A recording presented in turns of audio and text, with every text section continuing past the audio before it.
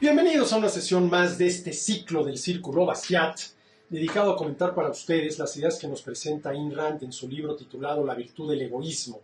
Estamos ya en el capítulo 14, cuyo título es La naturaleza del gobierno, en el cual Rand nos explica desde su punto de vista, que en esencia es el punto de vista del liberalismo clásico, cuál es la legítima tarea del gobierno, que no es otra, y lo digo con mis propias palabras, que la impartición de justicia. Dice Rand, el propósito de la ley y del gobierno es la protección de los derechos del individuo. Y aquí a mí me gustaría aclarar de los derechos que verdaderamente sean derechos. Porque, a ver, uno de los problemas que enfrentamos hoy en día es que muchas necesidades o intereses se han identificado tramposamente, arbitrariamente, falsamente como derechos, pidiéndole al gobierno que los trate como tales. Y si el gobierno lo hace, lo que termina haciendo es violando derechos. Y déjenme poner un ejemplo. A ver, si yo identifico, ¿sí?, una necesidad como un derecho y acepto que la tarea propia del gobierno es hacer valer derechos, entonces, identificando una necesidad con un derecho, lo que quiero decir es que el gobierno tiene que satisfacer esa necesidad. Y para satisfacer esa necesidad tiene que proveer el satisfactor. Y para proveer el satisfactor tuvo que haberle cobrado impuestos a alguien para con ellos comprar el satisfactor y entregárselos a la persona necesitada, lo cual viola el derecho de propiedad privada de aquel al que se le cobró el impuesto para comprarle el satisfactor a la persona necesitada. ¿Sí? Este es un grave problema que tenemos hoy en día. La falsa, arbitraria, tramposa, abusiva identificación de necesidades o intereses con derechos, exigiéndole al gobierno que trate esos intereses y esas necesidades como si fueran derechos, lo cual, por el ejemplo que acabo de poner, termina violando derechos. Pero bueno, el propósito de la ley, dice Rand, y del gobierno es la protección de los derechos del individuo. En la actualidad, este principio se olvida, se ignora o se evade. ¿Sí? Bueno. ¿Cómo podemos evitar o históricamente a qué hemos recurrido para tratar de evitar? Y digo tratar porque así que digamos que bruto lo hemos logrado en todos los casos, no es cierto, que el gobierno termine realizando tareas que no le corresponden, que no tienen absolutamente nada que ver con el reconocer plenamente, definir puntualmente y garantizar jurídicamente los derechos de las personas. Bueno, históricamente lo hemos intentado con las constituciones políticas. La idea de una constitución, dice Rand, creada como medio para limitar y restringir el poder del gobierno, constituyó en su momento, dice Rand, un logro incomparable. A ver, aquí hay un documento, ¿sí?, papelito habla, ¿sí?, donde se limita, en función del respeto que se le debe a los derechos de las personas, los poderes del gobierno. Y está sobre papel. ¿Sí? Papelito habla. Y a ese papelito se le llama la Constitución. Ahora, ¿cuál es el principal problema o el primer problema con una Constitución? Que podrá estar perfectamente bien redactada, ¿sí?, pero si aquellos a quienes la Constitución obliga, que son los gobernantes, no están dispuestos a respetarla, de nada vale la Constitución. Ese es el primer problema. Ahora vamos a suponer una Constitución política escrita por Dios Padre, revisada por Dios Hijo y promulgada por Dios Espíritu Santo. Sería una Constitución perfecta, ¿sí?, que desafortunadamente no se impondría de manera necesaria sobre los gobernados, ni sobre los gobernantes, sobre todo sobre los gobernantes, ¿sí? porque estos deben tener la intención de respetarla. Y sin esa intención, una constitución vale para muy poco. Y luego, otro problema. Las constituciones se pueden modificar. Es más, una buena constitución debe contemplar, ¿sí?, bajo qué condiciones y de qué manera podría modificarse para actualizarla, partiendo del hecho de que la Constitución es producto humano, obra humana, y que como toda obra humana y producto humano es imperfecta y por lo tanto puede perfeccionarse. Pero estos son los dos principales inconvenientes o problemas que, cara al respeto que el gobierno le debe a los derechos de los ciudadanos, tienen las constituciones. El primer problema es que los gobernantes deben querer respetarla. Y en segundo lugar es que los mismos gobernantes pueden modificar la Constitución en función de sus propios intereses. Y todo esto de manera, y no creo exagerar al decirlo así, de manera por demás dramática, lo estamos viviendo en México. Lo estamos viviendo en México. ¿Sí?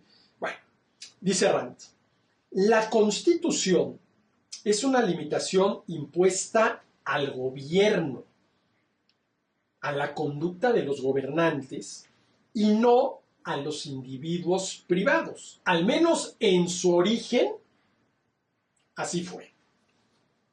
Que no prescribe la conducta de los individuos, sino del gobierno. Que no es una carta de privilegios para el poder del gobierno, sino una carta de derechos para la protección de los ciudadanos contra el poder del gobierno. ¿Sí? Contra el poder del gobierno. ¿Sí?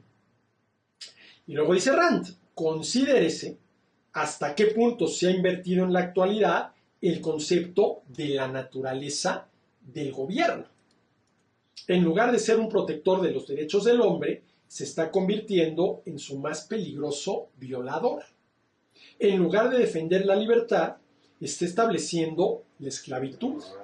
En lugar de proteger a los hombres de aquellos que inician el uso de la violencia física, es él quien lo hace y aplica la coerción de cualquier manera y en cualquier cuestión que se le antoje. En lugar de servir como un instrumento de objetividad en las relaciones humanas, está creando un reinado oculto, letal, de incertidumbre y miedo mediante leyes no objetivas cuya interpretación está supeditada a la decisión arbitraria de burocracias circunstanciales. En lugar de proteger a los hombres de los daños que puedan experimentar debido a conductas caprichosas, él, el gobierno, es quien se arroga el poder de hacer valer sus caprichos sin límites, de manera que nos estamos acercando rápidamente a la etapa de la inversión final. El estadio donde el gobierno se halla en libertad de hacer lo que le plazca, mientras que los ciudadanos solo pueden actuar si se les da permiso. A ver, quiero repetir estos dos renglones porque es importantísimo. Estamos llegando a la etapa de la inversión final, ese viraje de 180 grados del que yo hablaba. El estadio donde el gobierno se halla en libertad de hacer lo que le plazca, mientras que los ciudadanos solos pueden actuar si se les da permiso. Veamos lo que ha pasado en México con este tema de la supremacía constitucional. A ver, ¿qué implica este concepto de la supremacía constitucional? ¿Sí? Que no hay manera legal de impugnar, ¿sí?, lo que dice la Constitución ni los cambios a la Constitución. Lo que dice la Constitución es la última palabra y no hay medios legales para impugnarlos. La supremacía constitucional. De tal manera que si en la Constitución, como ya sucede en México, se acaba de aprobar hace algunos días, ¿sí?, se prohíbe en la Constitución producir, importar, distribuir, vender vapeadores y cigarrillos electrónicos, no hay manera legal de impugnar aquello, porque está en la Constitución y lo que dice la Constitución es la última palabra. No hay más. Ahora, el primer problema es que no es lo que dice la Constitución, como si la Constitución se redactara y modificara a sí misma. Es lo que dicen quienes redactan y modifican la Constitución en función de sus propios intereses, que no tienen por qué coincidir con defender los derechos de los ciudadanos. Fíjense la trampa en la que estamos cayendo. Estamos cayendo en México en la trampa de la constitucionalidad y de la legalidad. Dado que está en la Constitución, ya no hay nada que hacer. Dado que está en las leyes, ya no hay nada que hacer. Pero ¿cuál es la pregunta que tendríamos que hacer ante esto que yo llamo la trampa de la Constitución y de las leyes? ¿Y eso que dice la Constitución y eso que dicen las leyes es justo? ¿Por qué? Esa es la pregunta. Hombre, si está en la Constitución, es constitucional, por definición. Pues claro que sí es constitucional, está en la Constitución. Pero la pregunta es, si eso que está en la Constitución y que por estar en la Constitución es constitucional, también es justo. A ver, ¿es justo que el gobierno te prohíba hacerte daño a ti mismo si estás dispuesto a asumir el riesgo y la responsabilidad? Claro que no. Claro que no es justo porque está violando tu derecho a la libertad individual, sí, y tu derecho al uso de la propiedad privada. Está violando tu derecho a la libertad individual para vapear y al uso de tu propiedad privada, el vapeador. Oye, pero es que vapear hace mucho daño, ¿de acuerdo? Sin duda alguna. Y yo no estoy a favor de que las personas se hagan daño, pero sí estoy en contra de que el gobierno lo prohíba. Y estoy en contra, de entrada, por este principio que tiene que ver con el respeto a la libertad individual y a la propiedad privada. Ojo, Suprema Corte de Justicia de la Nación. No es Suprema Corte de Constitucionalidad o de Legalidad de la Nación. Es Suprema Corte de Justicia de la Nación. Y entendido así el concepto, ¿cuál debe de ser la tarea de la Suprema Corte de Justicia de la Nación? Revisar si lo que dice la Constitución, que es constitucional por estar en la Constitución, o lo que dicen las leyes, que es legal por ser las leyes, es justo. Porque eso es lo que verdaderamente importa. No la constitucionalidad o la legalidad, sino la justicia. Y es increíble ver cómo esto que dice Ayn Rand, ¿sí?, en estos dos párrafos, escrito hace más o menos 60 años, ¿sí? Este texto es de diciembre de 1963, hace 61 años, ¿sí?, sigue hoy en día vigente. Dice, la Constitución es una limitación impuesta al gobierno y no a los individuos privados, que no prescribe la conducta de los individuos, sino la del gobierno, que no es una carta de privilegios para el poder del gobierno, sino una carta de derechos para la protección de los ciudadanos contra el poder del gobierno. Originalmente, esa era la idea de la Constitución. Considérese hasta qué punto se ha invertido en la actualidad el concepto de la naturaleza del gobierno y, por lo tanto, de la Constitución. ¿Sí? Nos estamos acercando rápidamente, dice Rand, a la etapa de la inversión final, ese giro de 180 grados.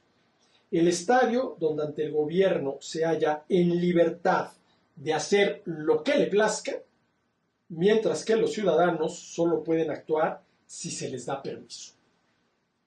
A ver, basta que se introduzca en la Constitución, ¿sí?, una determinada conducta del gobierno para que sea constitucional. Y no hay manera legal de impugnarlo. Si está en la Constitución, es constitucional.